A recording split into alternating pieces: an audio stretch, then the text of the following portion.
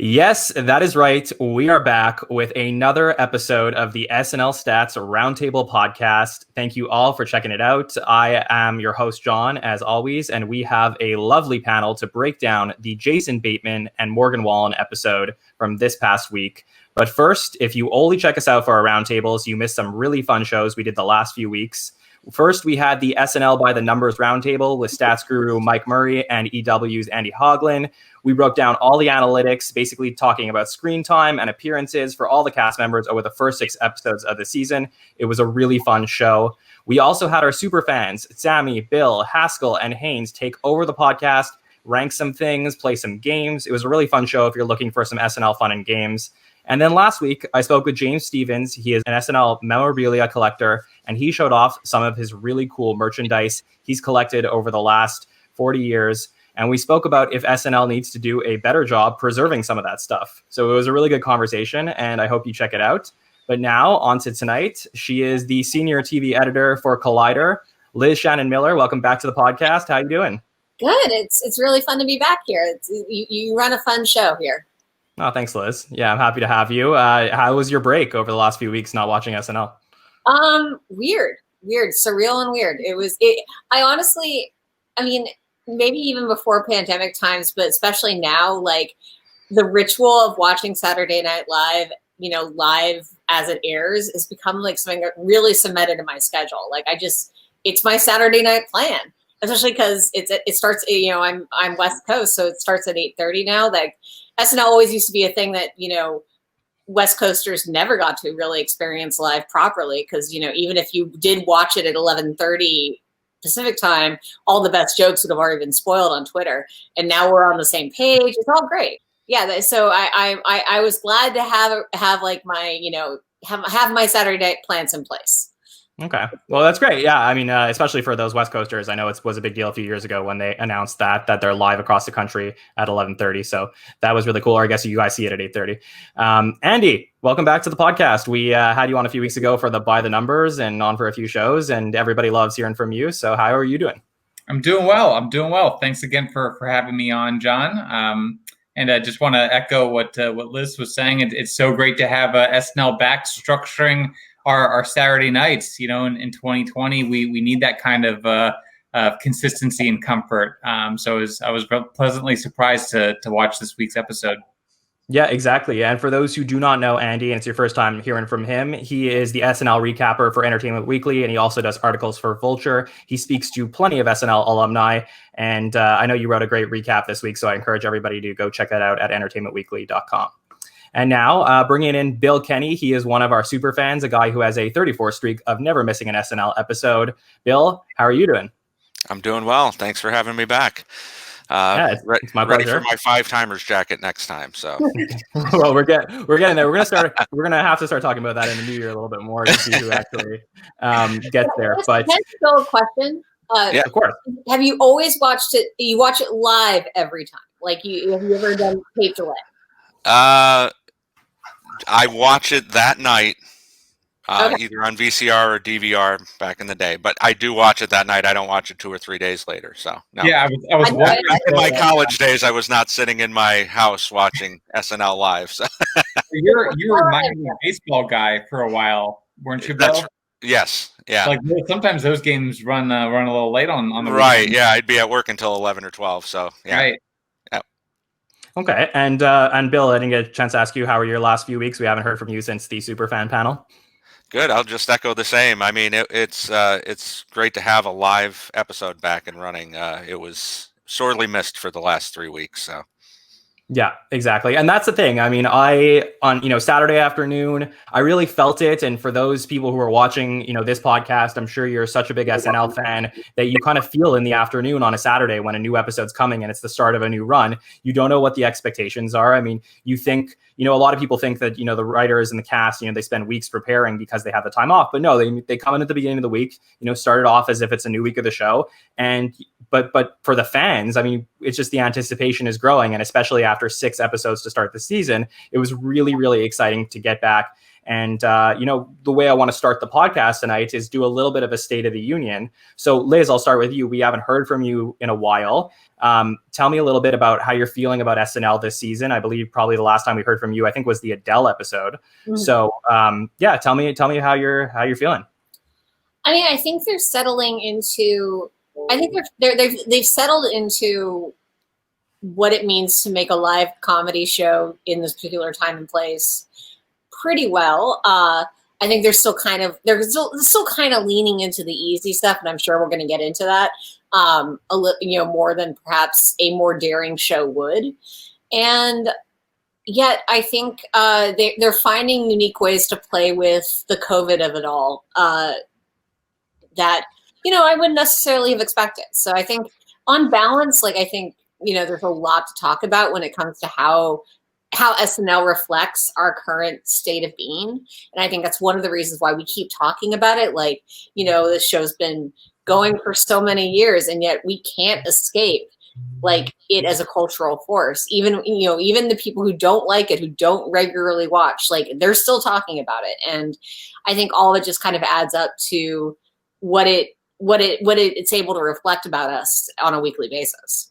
Yeah, I couldn't agree more. And Andy, I mean, like I said, we had these 6 episodes, and then in the last couple of weeks, we weren't really sure if we were going to get these next 3 episodes. But then we got this amazing announcement where we have Bateman, Chalamet, and then Kristen Wiig coming back, and the excitement's all there. So tell me where your head's at about last Saturday and kind of where we are State of the Union wise. Yeah, absolutely. So, if you think about it, 2020 has been just such a strange and stressful year for not just the country, but for a show like SNL in particular. Seeing how they, like Liz was saying, how do they adapt in real time to all the challenges and pressures that are going on with putting on a live show and reacting to everything that's going on in the country. So I think there's a lot of challenges, and we're at kind of a unique, unprecedented place for the show. We have a very overstuffed, packed cast that leads to a lot of waterlogging. We have this addiction to celebrity cameos and their material. Is often viral, but maybe not as often insightful.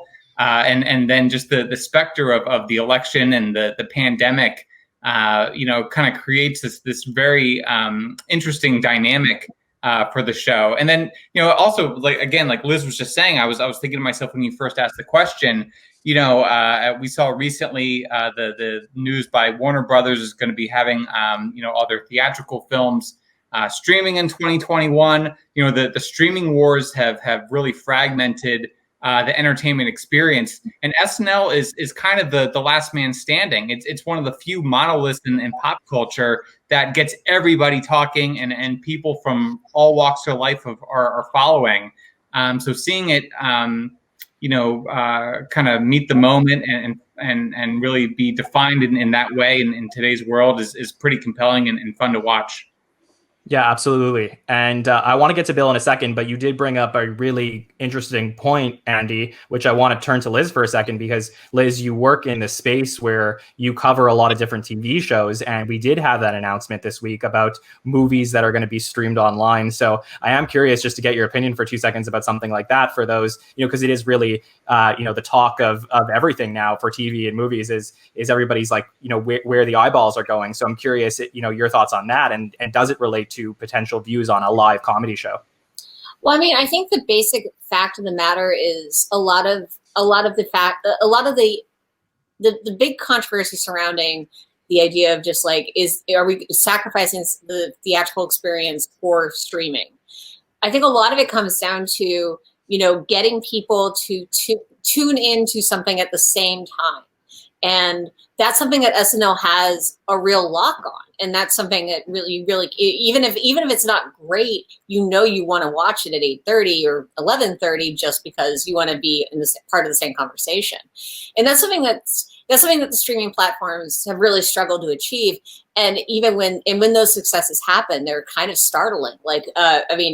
Not to get us totally off track, but I know my family watched Happiest Season on Thanksgiving night after we finished with dinner. I know of at least 3 other households that did the same thing. All weekend, the conversation was about happiest season. And that's the sort of thing that like HBO Max and other platforms are hoping will happen when they do this sort of release. But to do something on that level, like, SNL's been doing this for 46 years. It's pretty good at making that happen. It's more of a fluke when something like happiest season happens. Yeah, definitely. And it was something that I was a little surprised didn't get covered in the show at all this past Saturday, because that was like a huge, piece of news over the week. And we didn't really see that being talked about very much. But Bill, let me bring you in. I mean, like I said, we're talking about State of the Union. Give me where your head's at about SNL and everything we just talked about. I think that we saw what almost typically happens every time there's a presidential election season, where, the show's at level 100 for the first few episodes, and there's going to be the ultimate letdown. We have the added bonus of COVID at this point, which, like you said, we didn't know if we were going to even have shows in December. So I think looking at it, there was the mix of excitement and keeping your expectations low, especially with someone. I mean, Jason Bateman is a superstar, but he's only had one time on SNL. Chalamet has never been on SNL. So, the kind of lowered expectations for the post-election, pre-Christmas season, and I think they did pretty well with it this week, with a few notable exceptions. Well, we're going to get into it, but that's exactly where I want to pivot to talk about the show and say hi to Liz's cat as well while we're at it, for those who are watching on YouTube. But yeah, no, I want to talk about the show because, this was a crucial point in the SNL season. This is, anytime you're in an election season, all the eyeballs are on Saturday Night Live. How are they going to cover it? And it was very interesting that now that the election's over, we're going to talk about, how SNL is going to handle this, almost the beginning of the post-Trump era on SNL.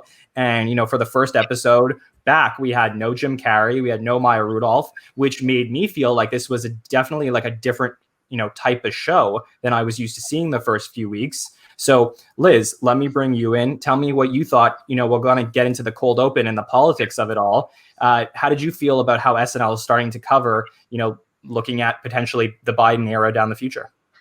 Well, I think this week's cold open doesn't feel like a great example of how they're going to proceed going forward, just because essentially this cold open was what they've been doing this whole season long, which is big political event happens. Let's bring in like the obvious players to play the obvious characters, and just kind of riff directly on events that happen. Like, I mean, it again. I think I made this comment before. Like, they leaned into the easy stuff when they can, and yeah, repeated Rudy Giuliani fart jokes. Like, that's what we call easy material. And admittedly, it was right there. You can't blame him for going for it. I mean, the big exception is what you just said about how there were no major guest stars in that cold open, or really in general. I think in this episode, like, beyond them bringing in the musical guest for yeah. But yeah, I think but beyond that, it was just kind of the cold open I thought was a pretty easy, like, softball that they dealt. I think even just the fact that they brought in Cecily Strong as the woman whose name I'm blanking on, like, literally on Twitter, someone had already cut together 3 days before. Somebody had already cut together a girl you don't want to talk to at a party with that woman's testimony. And yeah, so SNL just brought her in, like, the easy play, but the obvious play, but also, it was a funny play. I will say that the random incorporation of Chloe Fineman's Nicole Kidman impression was a surprise and a fun one. Like, Chloe Fineman does a really good Nicole Kidman, so I'm glad she got to do it again. I was actually shocked by in your breakdown of the episode, the fact that she's only done it twice on the show. That I thought I would assume she'd done it more, but anyways. That's kind of that's basically where I land on the cold open. It was easy all around, but for what they're trying to do, it was fun. Yeah, I mean, so this was interesting to me because here's my 2 cents on the cold open. It's that we all knew that Cecily Strong, if she was back in the building, was probably going to play Melissa Carone. Like Right. everyone was talking about it for days. And I don't have a problem that they did that. And I actually don't have a problem that they repeated a lot of lines. I mean, that is what SNL has been doing for years is you know, like riffing on the actual events. And I'm okay with that.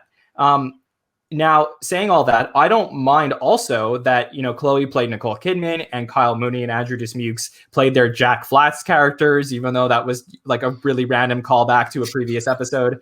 But I actually like that a lot. Like, I love the idea that maybe SNL is starting to get back into the mode of recurring characters that, you know, can play across different areas. Okay, so me too, and that's a conversation that I want to have later on because that I do like.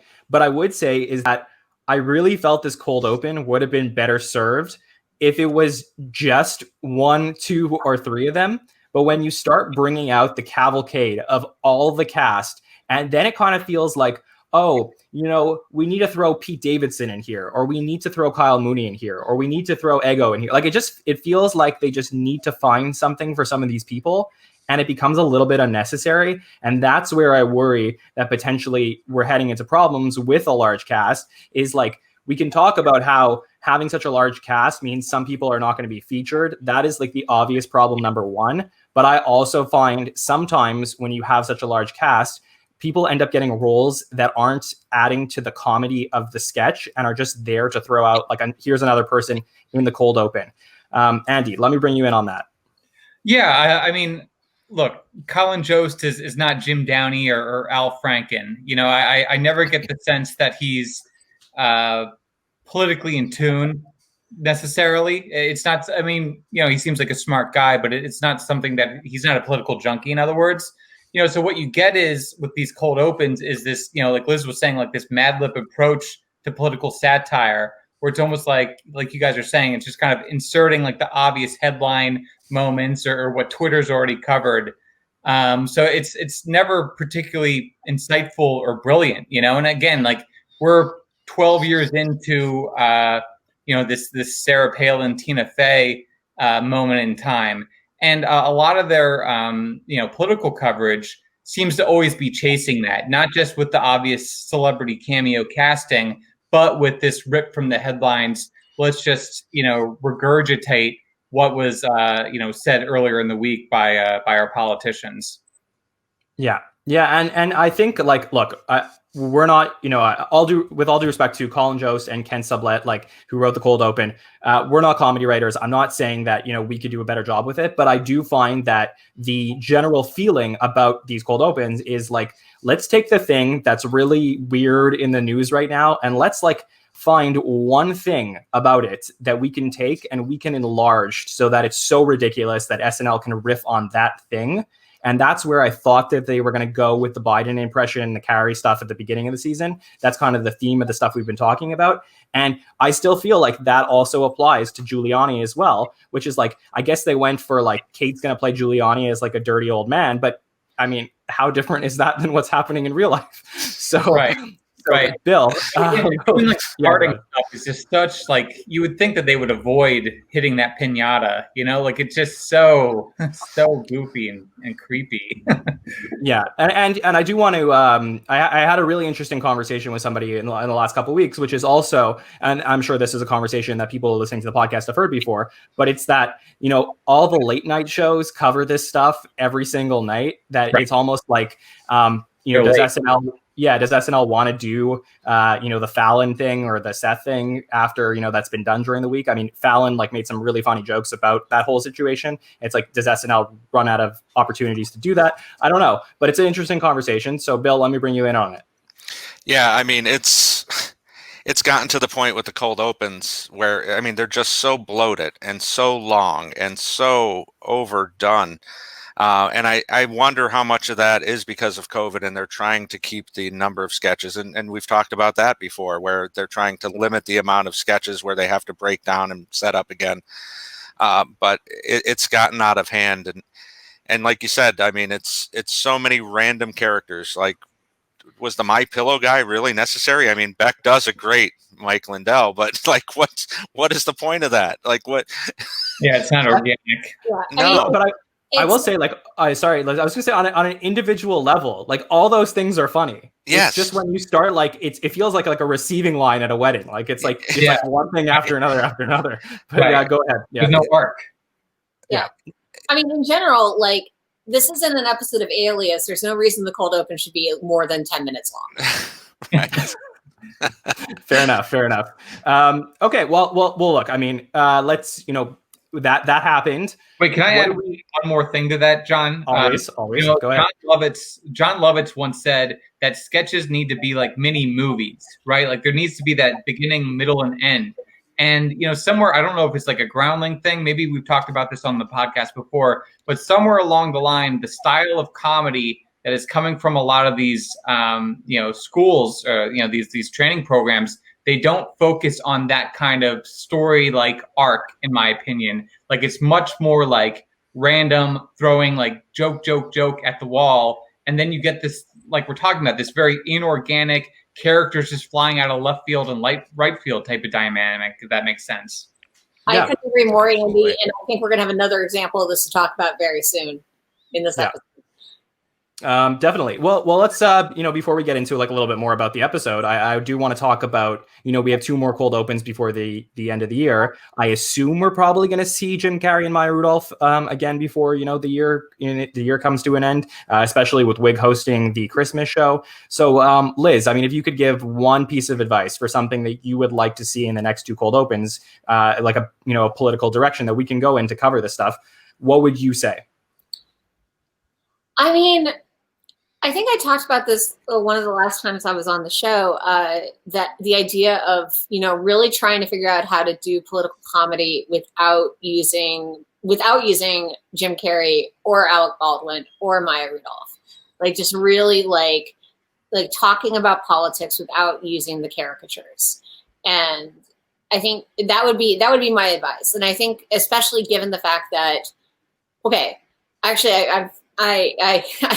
I'm so sorry. I should have prepared by looking up the timeline of all these things. I forget when the Electoral College officially certifies results, but I imagine that politically looking forward to the next 2 weeks, whatever episode follows that date, and somebody please look that up for me. I think it's tomorrow, right? Well, I believe the second recount in Georgia, we're recording this on Monday. I believe that happened today. So I'm pretty sure that we're getting really close to that. Yeah, I mean, Georgia's certified. It's really a question when the Electoral College.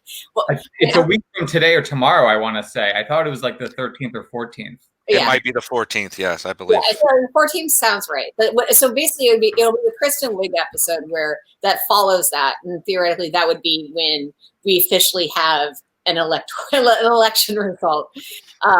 Sorry, John. American politics are sometimes incredibly. No worries at all. But it is. Yeah, that's very true. But yeah, so I think like basically looking forward at that, like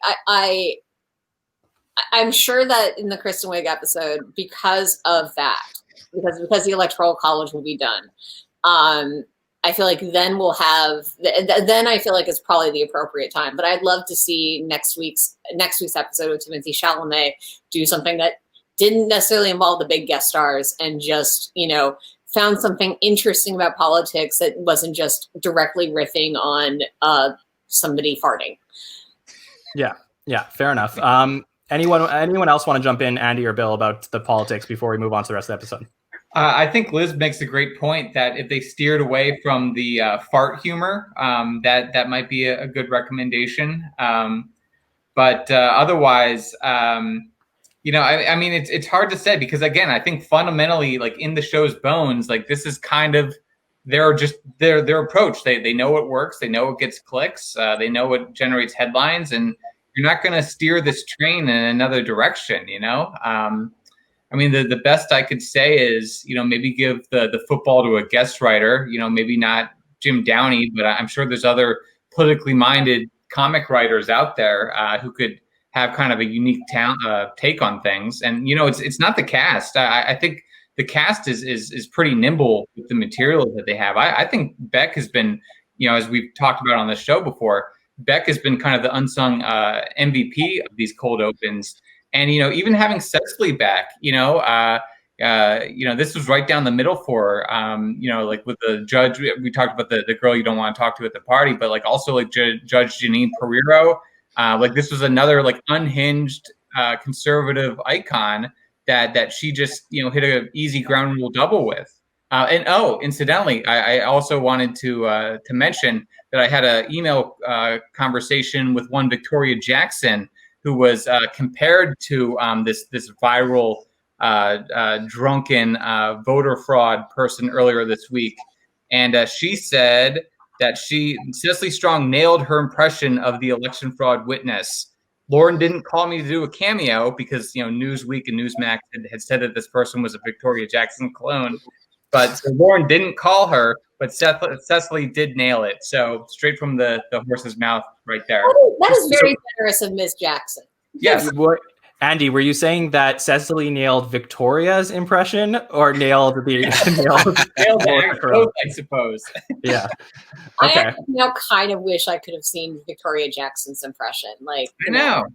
In a parallel universe, I think. Yeah. All right, Bill. Let me bring you in. So, anything else you want to say about the politics?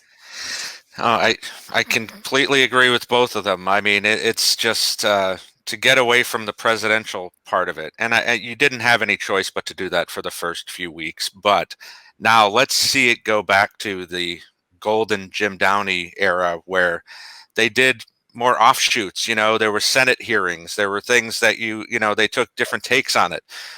They never did a straight up Oliver North sketch. It was, about Iran. It wasn't. So I would love to see them go more in that direction, but I don't know how they get there. And I think that's the biggest problem. And as Andy said, I mean, bringing in, maybe a heavy hitter guest writer to do such a thing would be great. Can I ask you guys a question? I don't really have an answer for it, but do you have like a personal favorite, like politically themed cold open? Like, is there one that comes to mind as like, that was good. That was well done. I would say in the early 90s, there was maybe it was late 91 or early 92. There was like a dinner party sketch with all the different Democratic presidential nominees. Do you remember this one, Bill? And yes. Franken did Paul Simon, and Phil Hartman did Ted Kennedy. I think that era where you have Franken and Downey, really throwing fastballs down the middle, to use another baseball metaphor, that is kind of stands out to me as the platonic ideal for what SNL can do with a political cold open. Or I always think of the Ross Perot, James Tisdale, where he's driving him out into the woods because he did that horrible vice presidential debate. And who am I? How did I get here? Yeah. And leaves him, drives off.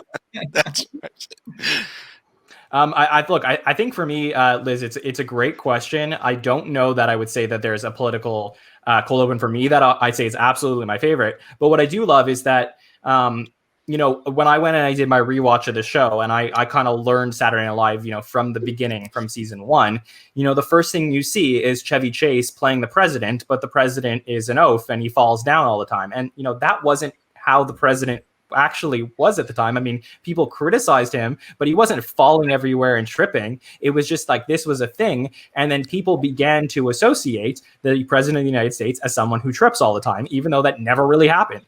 And then, you said the same thing where you had Dana Carvey, playing H.W. Bush. And, a lot of times the things that Dana Carvey would say for H.W. or things that Will Ferrell would say for George Bush began to be associated with these politicians in a way that was like a take on the president. And I think that is more interesting for the general audience than simply, what's happening now, which is a lot of like retreads of the actual lines of what people are saying nowadays. Yeah, no, I mean, it's really fascinating. Like, I'm in California, and so I've had my, share of ridiculous politics over the last 20 years. And something I tweeted in the summer of 2015 was, we joked about Bush and he got elected. And then we joked about Schwarzenegger and he got elected as governor of California. And so that's why I can't joke about Trump. I started tweeting that in the summer of 2015. I just kept retweeting it like repeatedly over the following year and a half, and it's something that's really stuck with me. It's just like, we joke about politicians, and that does humanize them to a degree that, we can't really anticipate. Yeah. Yeah, that's totally fair. Okay, so let's talk a little bit about the actual, more about the episode, Bateman, the Bateman Wallen episode. For me, like I said, the way I look at the show, and I know that not everybody looks at Saturday Night Live the same, but the way I look at the show was, if I was going to go back and I was going to watch this episode in 5 years, in 10 years, in 15 years, and think about the place that America and the world is now, I mean, there's a lot of things you think of. Obviously, you think of the Trump, the election stuff. You think of Trump and Biden. You think of COVID. You think about, this big cast. There's going to be a lot of elements, but it becomes interesting when you start talking about an episode, like the Bateman episode, on a micro level, when I want to look at things from more of a macro level. So what I would say before we get into discussion is that I think this was an okay episode of SNL. There was some good stuff, there was some bad stuff, and I want to delve deeper into it. But when you guys give your commentary in the episode, I do want you to kind of tell me about, where you think this episode will fit in your mind, 5, 10, 15 years down the road. So let me start with you, Liz. Tell me about, some things you really liked, some things maybe you didn't, and keep that in mind, I guess. I mean, I think looking back on this episode, I think that the two things that really stand out for me is, one, how game Jason Bateman was and how engaged he was. Like, he's in like nearly every sketch, playing pretty significant roles, and with the exception of the cold open. But I thought he really showed up to play, and he got some great laughs. I thought even just like in, say, the Christmas Conversation, where he's really a supporting player, he just really is there to support the other characters and also just deliver on the premise. So that's the number one thing that'll stand out for me. And I think this is also going to be, fingers crossed, I hope. Like, I've been on this podcast before saying how much I love Bowen Yang and how great a talent I think he is. And I think this episode was a perfect example of how well they can use him in roles that you wouldn't necessarily cast him in. And so you have him playing Elton John, you have him playing Morgan Wallen. Like, those are incredible things for him to be doing. And I really hope this is kind of like the turning point for him as a performer in the cast. And where it's like they realize just how good they have it with him and that they can keep moving that forward. So let me go back to Bill, because I want to talk a little bit about, Jason Bateman and his history with the show. So Bill, as our resident super fan on the panel, tell me a little bit about what you remember from season 30, Bateman hosting for the first time. Well, I love the fact that he immediately addresses the fact that he was in Monkeys Throwing Poop, which may be the most notorious sketch of the last 15 years. There were so many things in that episode. And there were good parts of that episode, but he's in that. They have Gays in Space. They have Horatio playing Chub Hottie. Like, it's a very up and down episode, and I feel like this episode kind of mirrored that. The Monkeys throwing poop was just so bad. Yeah, that was one of those things that was, I believe, one of the only times we got Sean Connery out of a Celebrity Jeopardy sketch. So that's what what I do remember that for. Andy, what about you? What do you remember about Bateman and comparing, last time to this time? Well, I think that this episode from this past Saturday really redeemed Jason Bateman's promise as an SNL host. Frankly, it's a little like Star Wars when Darth Vader throws the Emperor into the tomb, and you realize that Anakin is the chosen one. I don't know if that's hyperbole or not, but I got that sort of general sensation. I thought this was a pretty stellar episode. I loved seeing, Bateman front and center. I thought the pacing was really strong. And I loved how, cast driven the episode was in general. So compared to almost how notorious the 2005 episode was with Jason Bateman, I thought this was a significant improvement. Yeah, I agree. And I know that there are some like comedy nerds out there who, maybe weren't so excited for the Bateman episode, but, for me, I thought he was definitely a serviceable host. Would I say that all the sketches were amazing? No, but I want to talk about those. So, Liz, let me hear from you. Were there sketches that you particularly liked in this episode? I had several friends refer to outdoor cabaret as the coming of gay Christmas, because you've got Cecily Strong doing a Judy Garland impression, and all of the details of New York cabaret were really, really spot on. So that was, I think, a really fun one. I am super duper on the fence about the Morgan Wallen sketch. Like, I, on the one hand, really find it fascinating that they did it. I think that making it an apologia for making an opportunity for him to say, yes, I screwed up, but isn't it great that I got a second chance, is a really messed up situation. But I also kind of respect it happened. I don't know. It's like, I'm always fascinated by moments when SNL is in dialogue with itself about its choices. And I think that's why that sketch pops out to me. And I thought the Christmas conversation, meanwhile, was just really solid. And like, that was a sketch where it's like, it reflects everything that's going on. It's really funny. It brings out the best in its performers. And, that's all you can really ask for sometimes. So Andy, one of the things that, I really did want to talk about from what Liz was saying is this Morgan Wallen party sketch, because as she said, it is the show talking about itself. And that's always something that I personally love. So I am curious your opinion on that sketch. Right. I mean, there's a good way and a not so good way to definitely approach that. And I think this particular sketch is a little bit of a double-edged sword. It's SNL being winking and meta, which is certainly fun, but it's also kind of them having it both ways. I thought, like on the one hand, the self-awareness is interesting to watch, like I said. But on the other, they're also kind of letting themselves off the hook. Maybe not condoning the fact that he broke COVID protocol, but they're forgiving it in a way that they're not necessarily. There's the lack of consistency. Let me put it that way. Like I agree with Liz that the Christmas pre-tape was excellent. Tone was great, really well written, perfectly acted. But on the same show, within like 10 minutes, you have this Morgan Wallen sketch, and there's kind of a disconnect in the messages there. Not that you need SNL to be giving messages necessarily, but just when you're coming to this public health dialogue, you'd like the show to have a little bit more clarity about what they're endorsing.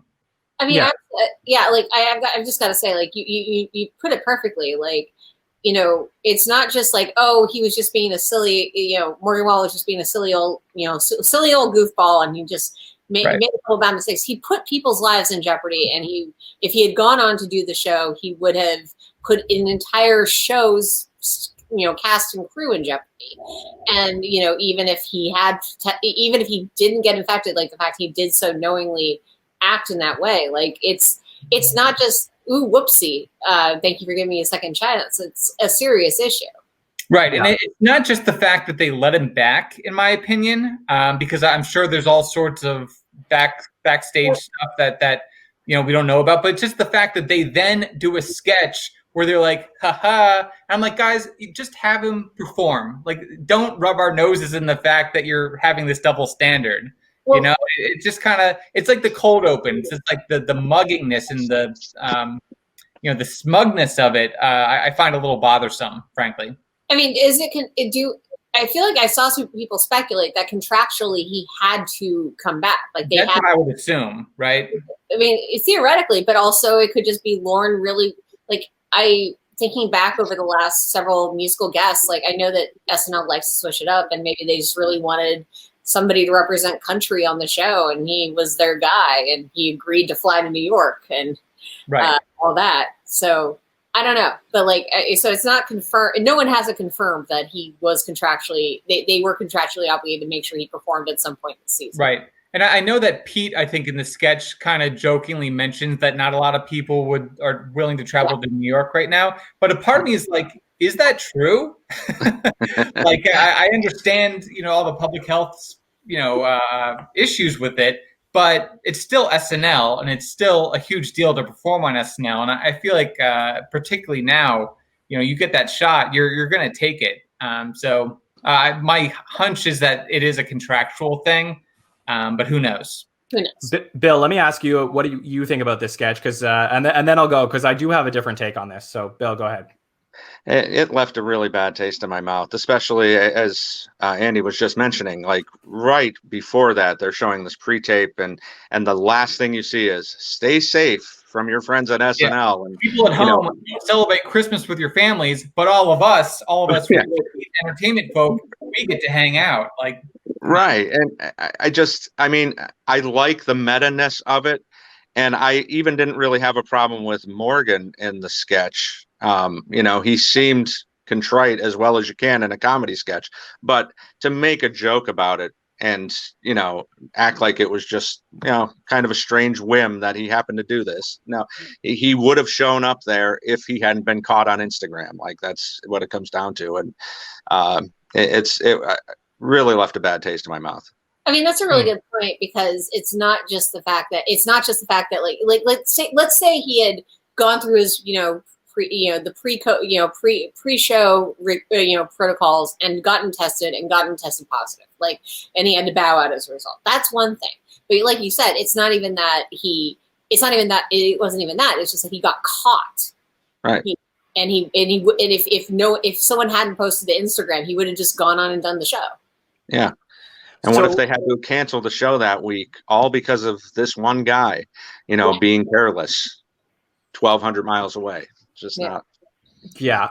Look, I want to be very delicate about the way that I say this, because I do respect all of your opinions. In all honesty, I really do. So I'm not just like wrong. No, I'm not. But I do have a different take about this, and I think that's okay, because there are people that are going to listen to this who are not going to agree with all of you. And I want to just say that I think that what Morgan Wallen did the week of the Bill Burr show was extremely irresponsible. I think he put people's lives at risk. It's a dangerous thing. And I've always said personally, and this is not an SNL Stats view, this is a John view. This is that celebrities, I know that, you guys have talent, you act, you sing, but once you become of a certain status, you have a responsibility, because there are people that look up to you. And for all the Morgan Wallen fans, they were probably, I would think, pretty upset about some of the things that they were seeing for someone, and I'm a country music fan, and I like his music, but it was disappointing to see what happened. Saying all of that, I don't think this is a Shane Gillis situation. And for those who don't remember, there was a cast member who was almost hired for season 45 until people went back into his tweets and they found some really, nasty things that he said on a podcast, and they didn't end up going ahead and having him on the show. But I think there's a big difference between that situation and this situation. And that's is that we don't know what goes on behind the scenes. We don't know if Lorne Michaels has a conversation with Morgan Wallen, and Morgan Wallen, says like, "Hey man, I messed up and I'm sorry. And I want to be a better representative, and I want to move forward with all stuff. And this is the one time that as a country singer, I get to perform in an area that people will listen to it that aren't necessarily country music fans. And I want to show them that, I could be better." So that's one side. But then once that's already accepted, and once the SNL says, "Hey, we're going to give you that second chance," at that point, the doors are open. So now I think you can make fun of it. So it's the thing is like, I wouldn't blame SNL if they said, "Hey, I'm not going to give Morgan Wallen that chance." But once they do give him the chance, go ahead and make it ridiculous and make fun of him. That's fine. But I don't think that SNL in their 46-year history has ever been the voice of reason for, people's issues and things like that. So I hope what I'm saying is coherent, but I just think that, once they make the choice to have him on the show, I think it's at that point you can do what you want with him. But I would have been just as okay if, contract stuff aside, if they said, "We're not going to have you on the show and not going to give you that second chance." I don't know if anybody agrees with what I'm saying, but I just wanted to put that out there. I mean, I feel like you're not wrong about saying, you're right in saying it's not a Shane Gillis situation, if only because Shane Gillis didn't have any shame, and clearly Morgan Wallen did. In Morgan Wallen, he owned up to whatever happened. So I definitely see there being value in him being involved and him having the conversation and him expressing remorse. to the degree he did. I just, it's, I feel like and at the very least, we're having the conversation about what it means to be responsible and safe in this environment right now. And if that's because SNL did a sketch that maybe that didn't land the way it should, like, there are worse things that have happened in the world. Here's my thing. We're talking about a pandemic that has killed, over a quarter of a million Americans' lives. And I think, if the show is going to be, shaming people, or not shaming, but, really, wagging their finger that people need to skip Christmas with their families, they shouldn't 10 minutes later be chumming around with a bunch of celebrities and making a bunch of in-jokes about kind of the same premise a little bit. That's my take. Is there's a tension there. There's a double standard there. Where entertainers are kind of allowed to give themselves a pass and give their friends a pass under the veneer of forgiveness or responsibility or what have you. But then when it comes to the general public, then it's, oh, well, people need to do the right thing and blah, blah, blah, blah, blah. And you're like, oh, okay, we got it. I don't need to be told not to skip, Christmas with my family, SNL. Thank you, though. Thank you. Well, So I feel like this is taking it away from the political arena a little bit, but I feel like you just touched on something really interesting, Andy, which is the fact that, and maybe this is a consequence of the internet era, maybe it's a consequence of just the current writing staff, but we don't see SNL episodes looked at necessarily as a complete whole. There's a distinct, I feel like in past years there have been episodes that have really been constructed around the idea of, continuing narratives and like having callbacks and all that. I think I'm remembering, God, it's been forever since I've seen it, but there was an episode, wasn't there an episode where like Eddie Murphy was speaking directly to the audience saying, we're going to kill this lobster? Yeah, Larry the Lobster. Larry the Lobster. And so it was like an ongoing bit through the episode, and I remember it being hilarious. But even like, this is something I talked about when I was on the show one of the last times, was there was that really great Kyle Mooney sketch that ends with the button on it is, oh, Kyle's tested positive for COVID, which would have been a totally fine ending for that sketch, except Kyle Mooney was then in the next live sketch. And it was like, you just flip those two sketches, and narrative-wise, the episode still totally holds together and it makes sense. But I guess because everything gets packaged for YouTube now, it doesn't matter necessarily, which, that's me being a cranky old grump. But at the same time, like, it's fun to reward people who watch it live and who watch the complete episode versus just just individual sketches. So that's a complete. I think we've gone completely off the rails from what John was bringing up. But look, the thing is if I'm not making sense, I can cut this out later. No, you're no. I'm saying I took it on a weird tangent.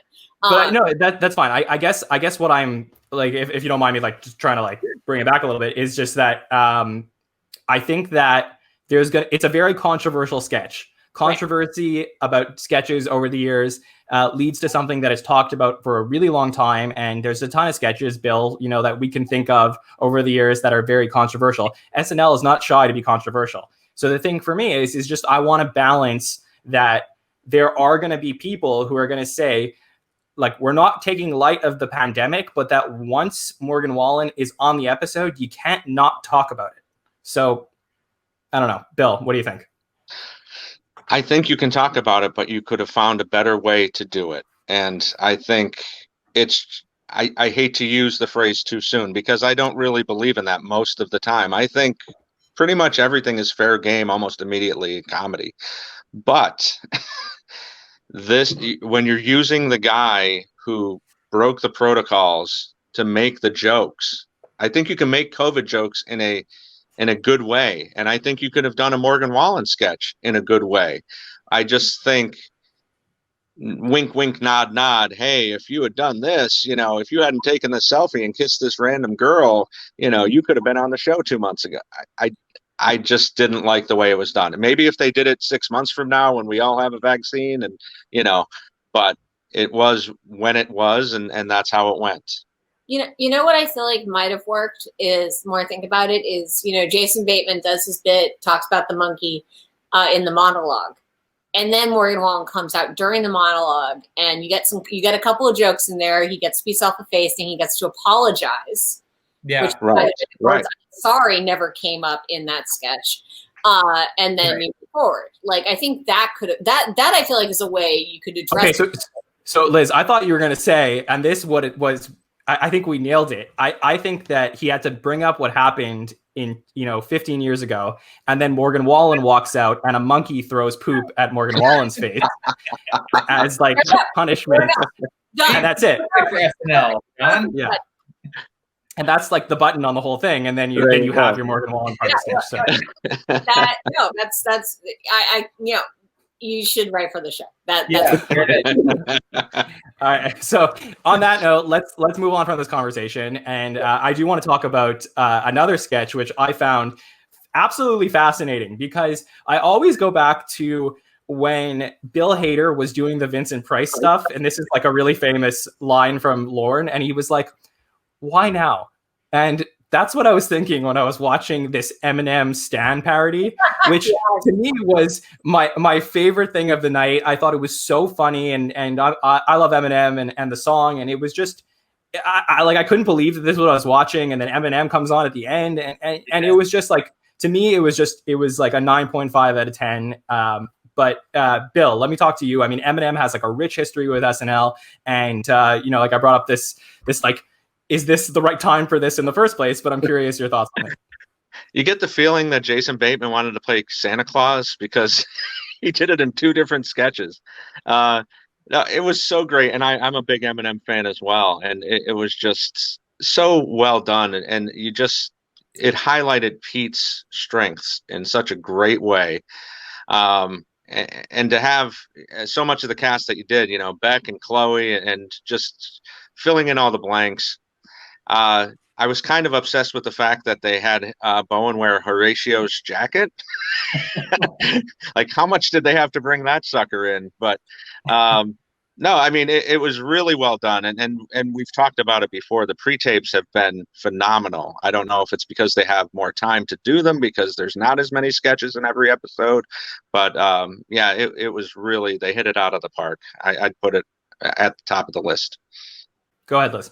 I was going to say, schedule-wise, actually, I'm just realizing now, like, Bateman wasn't in the Guys Hang pre-tape, but he was in Christmas Conversation, and he was in Stew, which both of those were pre-tapes, which 2 pre-tapes in 1 week is pretty impressive, I feel. Because I know a lot of them get produced, like, off schedule if they're not featuring the host. Right. Yeah, I agree. He was in a lot this week. Bateman. He was in 7 sketches. So if I did, I don't have Mike's rankings for this week. We'll cover them in a future podcast. But if I did have them, I could tell you that Bateman would have a very high score. But Andy, let's talk about this Stu, this Eminem one. Oh man, I can't tell you guys how thrilled I was with this one. To be honest, I'm a huge Eminem fan. I still post on an Eminem message board in 2020. You're the one now. When I first started to hear that the 45 King beat, I was just tickled pink. Let me tell you. I mean, the question is, why now, though? And I think it kind of speaks to 2 things. The first, to Bill's point, it's just such a great showcase for Pete Davidson, and Pete is absolutely the kind of guy who came of age when Eminem was in his heyday. That 99 to 2002 period. That's kind of when Pete was in elementary school. And he's friends with MGK now. So I'm sure that he's grappled with his opinions of Eminem over the years. And the second is, Stan has just kind of continued in pop culture since it came out in 2000 for the Marshall Mathers LP. and has really taken on a life of its own as a word, as a part of internet life. So I think the show, playing with both those facts, really made sense for this time. Yeah, definitely. Was there any other sketches that you guys want to get into, like on a little bit more of a deeper level? Bill, I don't think I asked you actually if there was anything else that you liked or disliked you want to talk about. Love the outdoor cabaret. I think I loved Cecily being back this week, and pairing her with Bowen was just such. Oh, it was so great. And again, Bateman plays such a great straight guy, not being a straight guy. Like he was just so great as Devin in that sketch, and all the little jabs, and it was perfect. Yeah, that hits me right where I love sketches like that. Yeah. That was a really good one. Any other ones you guys want to talk about? Could I just add that I think, just going back to the Eminem one again, that I looked it up, and John, you may know better than me, but this might be the first time that Eminem has appeared in a sketch since he did the Old Time Rappers on Update in like 2000. Does that sound right? Yes, I believe so. I know he has never cameoed on the show. He's always been a musical guest. Yes, I believe you are right. Because he did one sketch where it was him and Proof, and they were auditioning like male dancers. And I remember Catan came out and was dancing. So I think this is his third time in like an actual sketch overall. But I want to say that it's the first time since he did. It was Horatio Sands and Jerry Minor playing like old time rappers from the 80s. Yes. Anyway, I thought Update was really strong this week as well too. To answer your question. Yeah, I mean, for all the stuff going on, I mean, like Andy, you would know this as an Eminem fan, but Eminem has actually done like a lot of really funny stuff over the years. Like I could think of to go completely off topic. I could think of like a college football interview he did once where he was completely in character the entire time. Which is a very famous interview that you can look up. Okay, so let's turn our conversation. Well, I do have one more sketch. I just want to basically put out a plea to the universe. I didn't like the sleepover sketch the first time I saw it. Didn't like it the second time I saw it. Don't really want to see it again. Please don't. It wasn't funny the first time. It wasn't really funny the second time. It's a perfect example, Andy, what you're talking about, where a sketch, it doesn't have a story.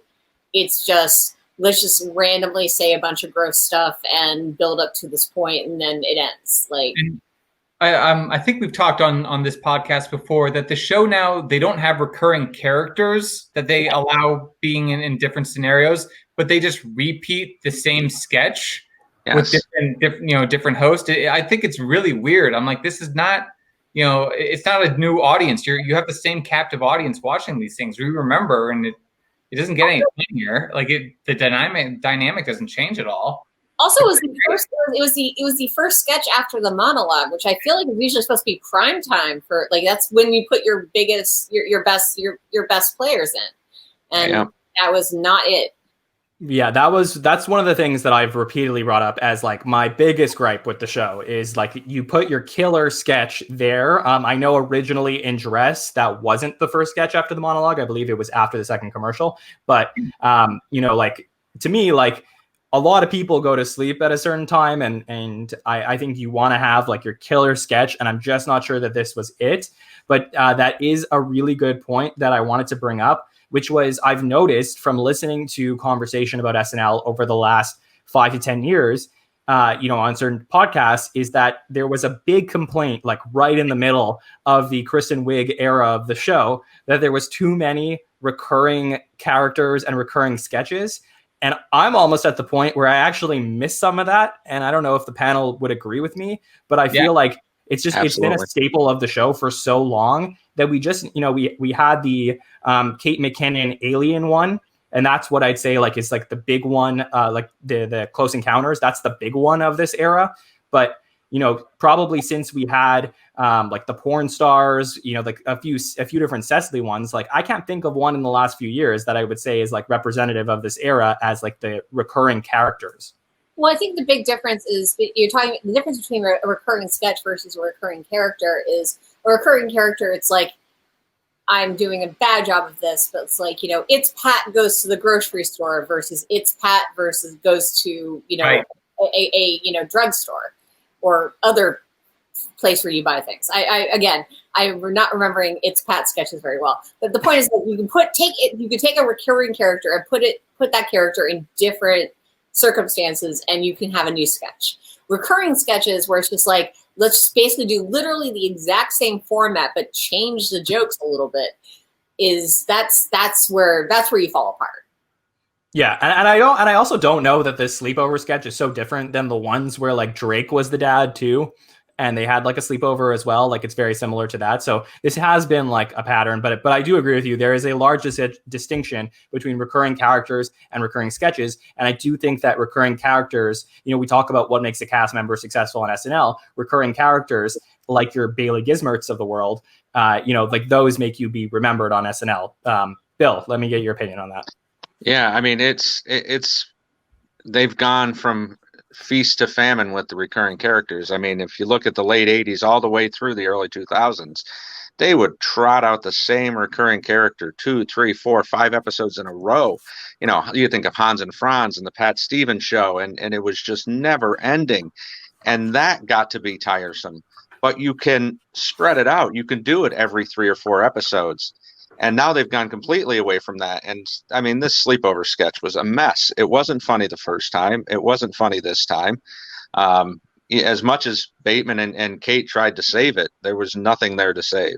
And I would love to see them. It seems the only recurring characters we do see are on Update, the Baileys and the. So I would love to see them get back to some of that. And there's got to be a happy medium. I just wanted to say, on the subject of Bailey, I think that she's great. I love Heidi in general. Yes. And I think that Bailey is one of her best characters, but she seems like such a perfect example of a character where in a different era, she would be hosting her own show. Right. Particularly this character is supposed to be, a YouTube commentator. Why not have a sketch built around the fact that she's, on her little YouTube channel commenting? It just seems like you take her with the whole like subscribe stuff at the end. You kind of take her out of her strengths a little bit by having her be on something sort of old school like Update. I mean, I do enjoy her playing off of Che, but it just seems weird. Yeah, I mean, they literally have a template for doing this sort of thing already, because there was it was Jimmy Fallon, and I'm forgetting was it Bobby Moynihan or I'm forgetting. Horatio. Yeah. That was actually, honestly, my first instinct. But yeah, they had a web series. Jared's Room. Yeah. Jared's Room. Yeah, do that. Yeah. Well, actually, funny enough, Bailey Gizmert actually did a YouTube at-home show for the at-home shows. Yes, and it was better then. It was so perfect then. Just use that. Yeah. Yep. I agree with you guys. So, like I said, I always ask for advice on this show, that if you're going to advise the show, what you would do. That is one of those things that I would love to have. I know that the show's response would be, well, in order to have recurring characters, we need to have a killer first sketch in the first place in order to bring them back. So I think that, hopefully we get some of those in the next few weeks as we move forward with season 46.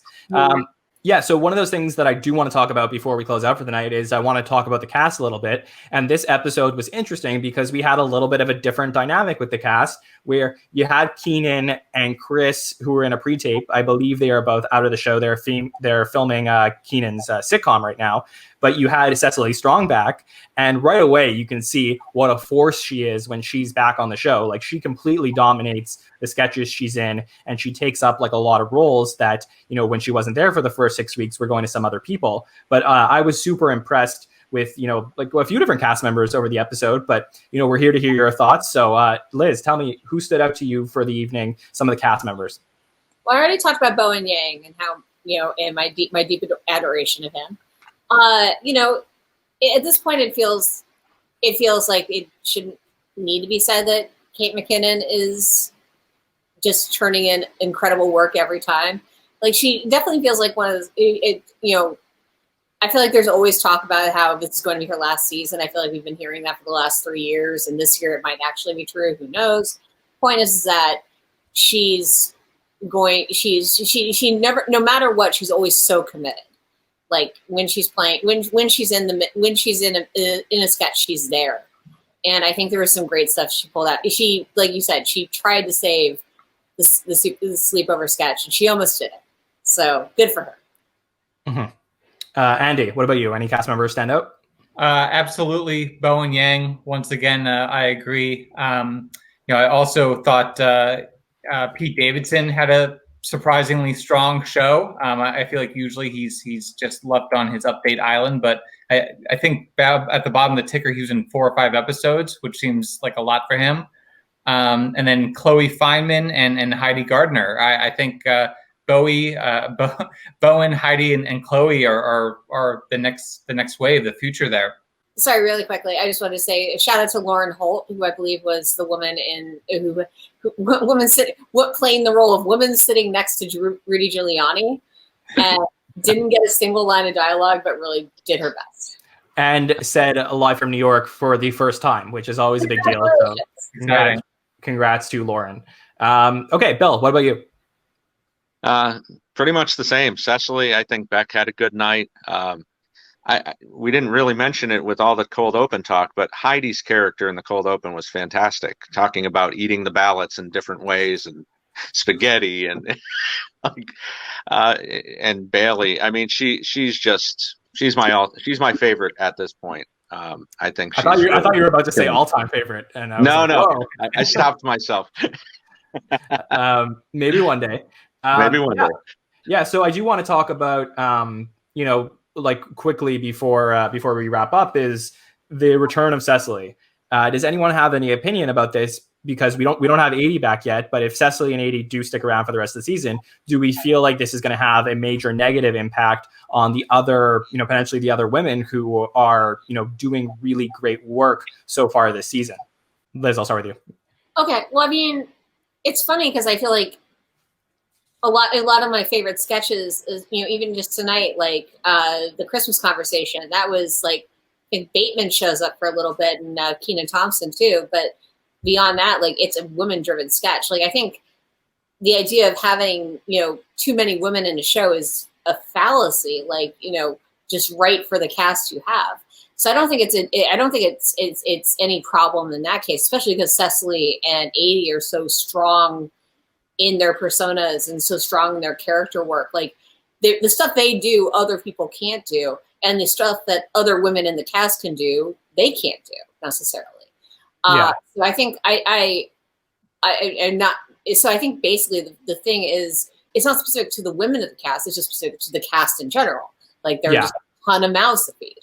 Well, the interesting thing is, Liz, what I would say is that we've had many seasons where we had these top male performers that take away from some of the other males on the show. And now we have somewhat of a more balanced male cast in terms of, like we do have Beck, who is pretty consistently at the top of the list of people who get stuff every single week. But for the most part, you have like the men of the cast who their standard deviance is not so great between each other. But when you have someone like Cecily and Eddie on the show, sometimes you'll get weeks where the other women on the show don't get as much material as they should. And I guess that's just what I'm trying to say, is that I would love to see all of the women of the cast get as much material as they possibly can get. No, that's actually very fair. And, if you look at the numbers, I'm sure that is all supported by it.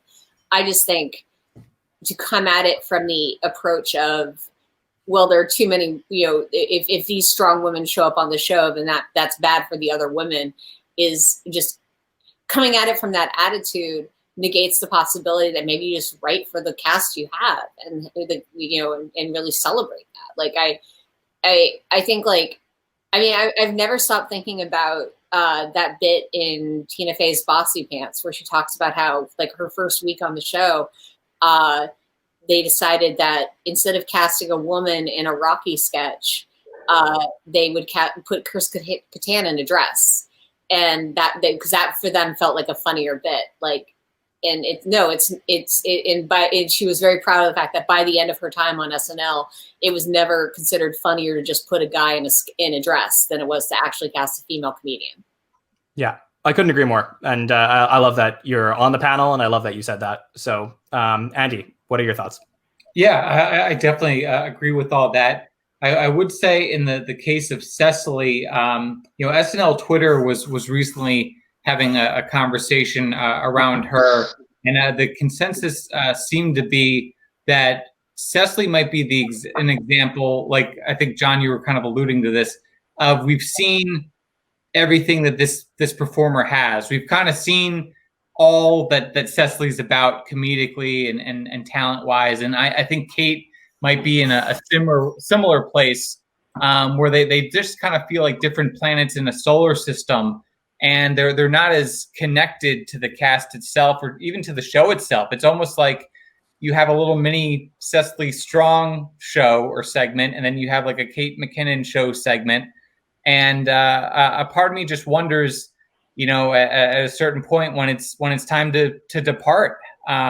It used to be you'd be on a show on SNL for 6, maybe 7 years, and again, John, you might have to fact check me, but I think in both the case of Cecily and Kate, they're at like 9. Same with 80. And I just kind of wonder at a certain point, it might be nice to kind of let the new generation take over and see how that changes the show fundamentally. Yeah. Kate is at 9.5 and Cecily and 80 are both at 9, which is, except for Keenan, obviously the top longevity of the cast. Bill, what about you? Yeah, I think Cecily is kind of the glue of this cast when you look at it. I mean, Kate gets a lot of the pub, but you can put Cecily in almost anything and she shines. And I think it's very different from when Kristen was on the show. And I love Kristen, but she got all of the female roles for better or worse. And I think that there is the room, as Liz alludes to, that you can find a way for all of these females to get good roles in the show, as long as they're written to. But it's the problem with the size of the cast in general. I mean, 20 people is just way too many, and you're always going to have people left out. I found it kind of amazing how many people had between 3 and 5 sketches this week. So I think there's a way to do it, and if this is their last hurrah, then so be it. But hopefully she gets a lot of airtime. I mean, I will say that we keep mentioning the 20 person cast, but because a lot of people have been in and out basically all season long so far. Like I feel like we are getting to see more representation. Like if Keenan was on more, if 80 was on more, I don't think people who would otherwise be shuffled to the sidelines would get as much attention. Like 80, if 80 was on the show right now, if she wasn't in Oregon shooting Shrill, she would probably have been a lady who sits next to Rudy Giuliani during the opening sketch. That's kind of just the way that probably works. Yeah, that definitely makes sense. Okay, well, look, I loved the discussion we had tonight. It was lively and it was fun, and this is what you want from any SNL episode, is to be able to have these conversations. Let's talk about what's coming up. We got 2 more weeks before the Christmas holidays. We have Timothée Chalamet and we have Kristen Wiig, who, if you don't know, is on the show forever, and that should be a very exciting episode. So I'm looking forward to that. I'll go across the panel. Can you guys give me a couple things that you guys want to see in the next couple of weeks and what you're looking forward to? So Liz, I'll start with you. I would really like to see Timothée Chalamet have a lot of fun. I am very much hoping that the monologue is not just, "Hi, I'm Timothée Chalamet, I'm really cute," and then a bunch of female cast members rush up to him and remind him how cute he is. The fact that I can just predict that right now, casually off the top of my head, means it's probably what's going to happen. But I hope they find something new and original to do with it.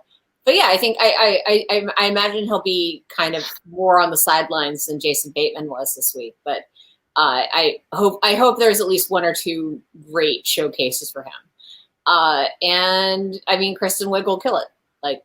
Just there are things that are easy to predict in this life, and one of them is that the Timothée Chalamet monologue will be about fangirls, and then that Kristen Wiig will also do a fantastic job with her episode.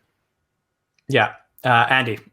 Well, for this coming episode with Timothy, I think there's 2 things that I'm looking forward to. The first is seeing how much of a sense of humor he has. Really, he's kind of known as a dramatic actor, And I always think it's either very good or very bad when you have someone go outside their comfort zone a little bit on SNL in that way. So I'm interested and looking forward to seeing that. And then the second thing is, Chloe Fineman has a killer impersonation of him. It's like her best impression, and I would love to see like a dueling banjo type situation. Like maybe that could be the monologue. I would love that. That'd be amazing. But yeah, that one seems right down the middle. So I would love to see that play out in some way, like maybe like a mirror sketch between the two of them or something. Oh, that's a great idea. Off the top. So I love that. That's that. Bill. I mean, SNL never uses the impersonator with the actual person in the sketch. They've never done that, right? So I think that's probably a given for this week. I mean, the Chalamet, as we've talked about before with first timers, you just don't know what you're going to get. And I think it'll be interesting to see. I think, as Liz says, he will be on the sideline a lot more than Jason was. I'm very much looking forward to the Kristen episode. And I'd love to see, when you see these people come back, the thing I want to see the most is them interact with people they weren't on the show with. So to see Kristen with Bowen or Heidi in some stellar sketches would be phenomenal. So that's my hopes for that. Yeah, I'm going to note that I've never seen Timothée Chalamet do a lot of comedy, but I will say that he was in. If you watch the Independent Film Independent Spirit Awards, the year that he was nominated for Call Me by Your Name, he was in the audience for, of course, to get his, for his award. And he got roasted pretty hard by Nick Kroll and why am I blanking on his name? That's not possible. John Mulaney. They were hosting together. And if you watch, that monologue is amazing. It's worth watching just on the YouTubes. But he is very game, very much laughing along with the jokes that they tell about him. So I think I'm based on that alone, I'm very optimistic. Yeah, definitely check that out. And for me, like, Chalamet gives me Harry Styles vibes. Just in terms of like last year when he was hosting, I know they're from different realms, but people were not looking forward to the Harry Styles episode. And I think that was one of the better episodes of last season in terms of like what they wrote for him and his demographics. So I think there's a lot of potential for next week. And of course, the Kristen stuff, we're going to have a lot of coverage of that episode because there's going to be a lot of hype for that. And potentially we're going to see if some of the cast members, could this be some of their final 2 episodes? We don't know, but it'll all be found out in the next couple of weeks. But thank you guys so much for joining us this week. I love the conversation, and let's go around. Let's do some plugs. So Liz, where can people check out your work? You can find me on Twitter at Lizlet. That's Lizlet. My personal website is lizshannonmiller.com. And the bulk of the work I do right now is for collider.com, where you can find all sorts of great coverage of very important subject matter, like what's up with The Mandalorian this week anyway. Yeah, that's very true. Andy, what about you? Where can people interact with you? Just right here on the Twitter. I feel like Bailey Gisbert when I do that. Hit the subscribe button. But at SNL in Review on Twitter, and then I'm also doing the weekly recaps for Entertainment Weekly for SNL. Yeah. And Superfan Bill, I know tonight was a little bit rough with the internet, but we're always happy to hear from you. So where can people reach out to you? I'm on Twitter at BKLove73. All right. Great. Well, for everybody who listened, thank you so much for checking out the show. Please make sure to subscribe on YouTube or on any podcatcher to never miss a show. Like I said, we had 3 really fun shows in the off weeks, and we have 3 really fun sets of roundtables coming up. We had tonight's, and then we had 2 for the next couple of weeks. And then I even have a special surprise for the Kristen Wiig episode that we're going to be doing in a couple of weeks, but I'll keep that under wraps for now, but I'll let you guys know about that next week. So please don't be afraid to reach out to me anytime at SNL Stats on Twitter, or, I'm all over. So check us out, Twitter, Instagram, whatever it is. And I'd love to hear your feedback. Thank you so much, everybody, for joining us. Good night and have a pleasant week ahead. We will see you next time.